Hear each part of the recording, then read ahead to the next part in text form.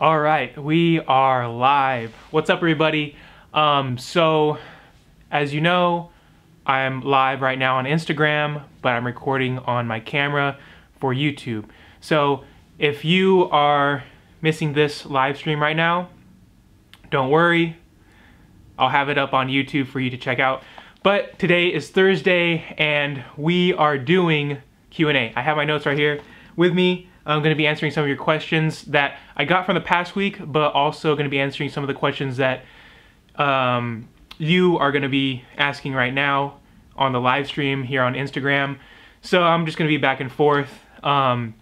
If you have any questions right now on Instagram Live, just send them my way, and I'll make sure to get back to it and watch it and get back to you with answers that I have. So let's get right into it. First question, what is the best lens for filming in low light or like indoors, I guess? Well, first of all, one thing to keep in mind is what are you filming? What types of projects are you filming? So are you filming more, run and gun style filmmaking, or are you setting up and filming? So for example, for me, let's say if I'm filming an event, it's going to be more run and gun filming. If I want to get, different types of B-roll, if I want to get, just candid moments. When it comes to that, the type of lens that I usually am going to get is, something that is like a zoom, for example, not really like a prime lens, something that I'm able to get footage of, downrange, but also get footage of things that are close up, and also something that has a low f-stop. So meaning like if it's a f2.8, that means it's able to bring in more light, and it's really good for low light situations. So the type of lens that I usually use, like my go-to lens, I have a Canon 24-70 f2.8, and with that I use it for basically everything, and it's really great in low light situations because I'm able to zoom for a pretty good range, but also whenever I don't have the luxury of having situations where the lighting is great, I'm able to really bump down to 2.8. While the depth of field isn't that that great if I want to capture things that are like downrange, that's okay. The lighting still works out. So that's just one thing to keep in mind. There's really no perfect lens out there. You just have to think, okay, what's the best lens for that specific project that you are doing. So so while a f2.8 will have a low depth of field, meaning what a low depth of field is, if you're not sure what that is, it means that, let's say that I'm filming you and I have you in focus. If I have a f2.8, if I'm filming at f2.8, then the background, meaning your background of what's behind you, is going to be blurry. So you'll be in focus, but what's behind you is going to be blurry. So if you're filming in low light situations and you're kind of forced to use, the lowest f-stop you have, let's say it's a f2.8, for example, then what that means is that, you're going to have to be trying to get in focus a lot, because if you have a higher f-stop, let's say f4.0, it's going to have the depth of field is going to be greater, meaning that if I am focused on you, your background is going to be a little bit more in focus. It's going to be less blurry than if I were to film in f2.8. So you kind of have that, luxury of, if you're filming at a higher f-stop, you kind of have that luxury of, that higher depth of field, meaning some things will be more in focus and easily in focus, rather than if you're filming at f2.8. So I would say, generally speaking, if you want a good low light lens, f2.8 works just fine. Anything lower than that works well, but you know, for a good package, a lens, if you want something with range, my Canon lens that I use, the f 2.8 24 to 70, that works just fine. It's a great all-around lens. But then again, you know, like I said, it just depends on what types of projects you're filming the most on. So let's get to question number 2. What order should I get my camera gear? So I'm guessing that, you know, let's say you already have your camera. Obviously that is the most important part to get down first in terms of gear. So getting your camera down first. And then in terms of accessories, like what's the next forms of accessories that you want to get? For me personally, in terms of the order that I got them. So first I got the camera. Once I got the camera, then I got audio. So good external audio is good, like a shotgun microphone. Rode has good shotgun microphones, and I know there's others on Amazon that you can get, but just speaking of Rode, because that's basically what I use the most, I know there's the Rode Go, which work well for me. It's a good starter one. I think that goes for less than $100, and with that, you know, it has, let's say right now I'm speaking on a Rode shotgun mic on my camera. So this isn't the Rode Go. I think that's the Rode Video Mic Pro, I think. But I have to check on that again. Anyways, a shotgun mic is good because it will give you good clear audio rather than just using the internal microphone on your camera. So just to keep that in mind, that's a good next accessory piece to get. Next thing is lighting. So when it comes to lighting, on Amazon, there's like photography bundles, photography lighting bundles, the ones with, you know, like the bulb. It comes with like the bulb and then like a umbrella, like a white diffusion umbrella. So that one's good to get.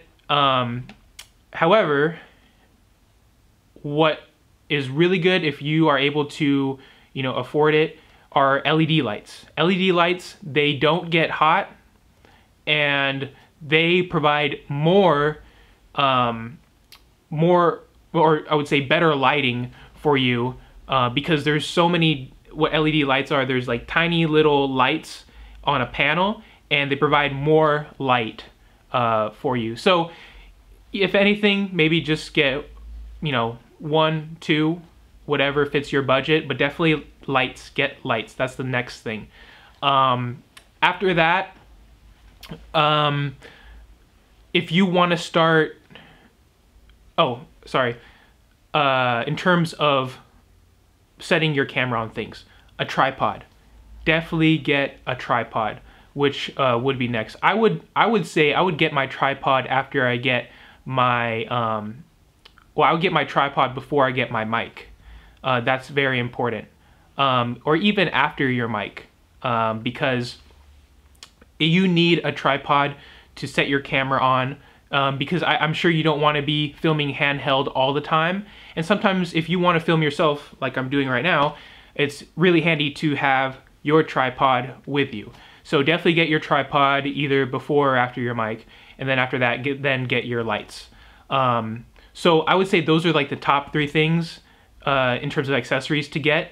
After that, then you can start, you know, getting like Glidecams or Steadicams, things like that if you want to add movement. Then a slider if you want to get a slider. Those are extra things. But in terms of accessories just to make your videos good, definitely audio, definitely having a tripod, and definitely having a good microphone are keys to just really making your videos better. So, question number 3. Should I rent or buy camera gear? Okay, so renting or buying camera gear, when it comes to doing that, I would say it depends on your budget. Now, and it also depends on what you're filming the most. When you're starting out,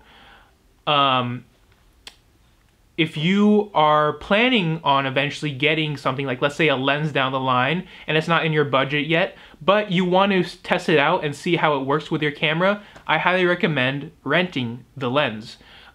Rent it out, and I wouldn't say rent it out for a shoot, like if you're getting paid for it or something and testing it out for the first time, but at least renting it out and using it over a weekend. Just play around with it, practice with it, and that way you'll be able to get a better feel for it. So once it's time and you're ready to purchase it, then you know, and you had that experience after renting it.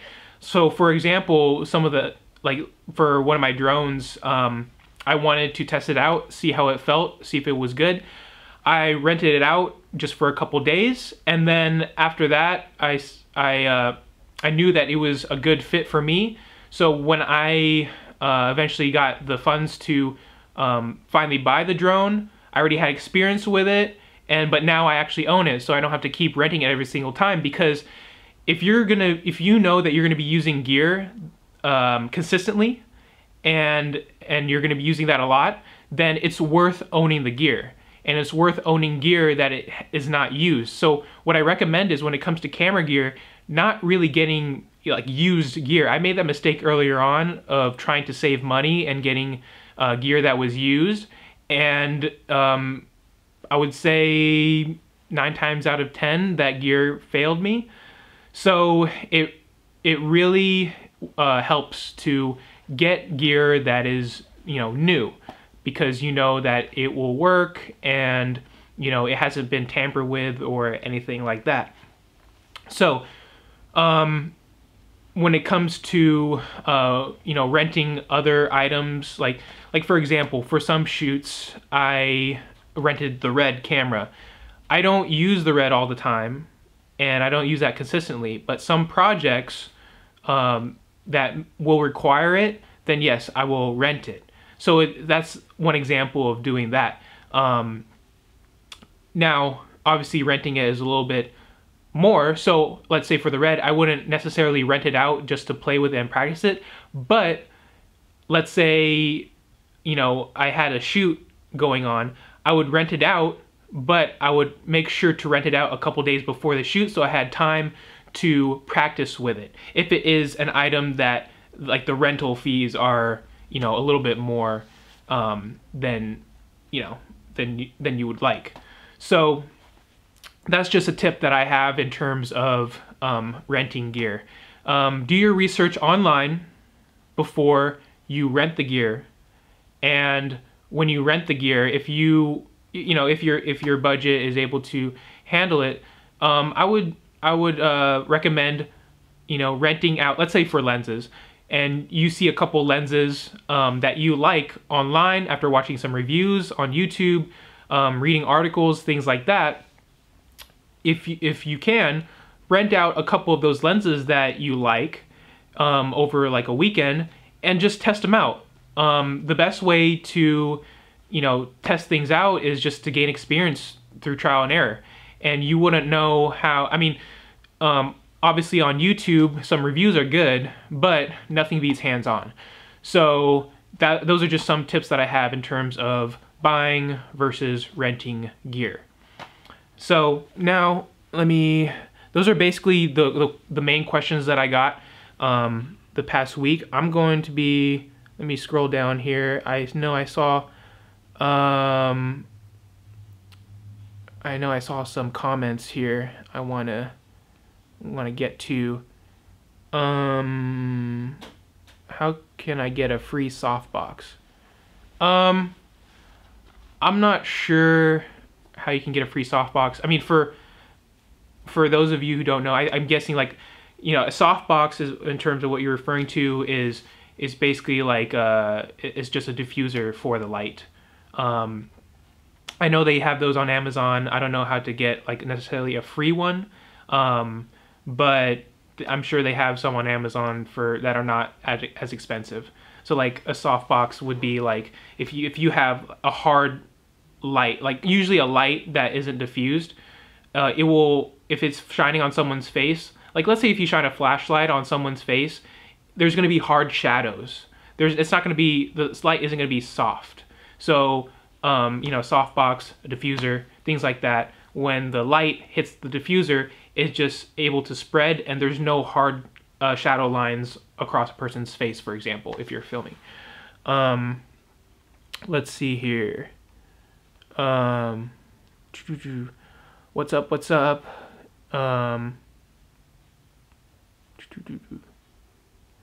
Thanks for commenting, by the way. I really appreciate it.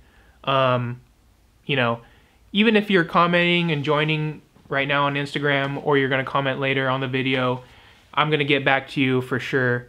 But like I said, I do this every Thursday. I do question and answers. I answer your questions in regards to video. And, you know, if you send in questions after this video, you know, I'm going to be compiling more questions that I get throughout the week until next Thursday, until I do another Q&A. So I have to head out right now, but I will get back to your questions if you send me any. Just DM me any questions that you may have. My Instagram is @MikeZunigafilms. So I have to head out right now, but thanks again for joining me, guys. I appreciate it, and I will see you in the next one. Peace.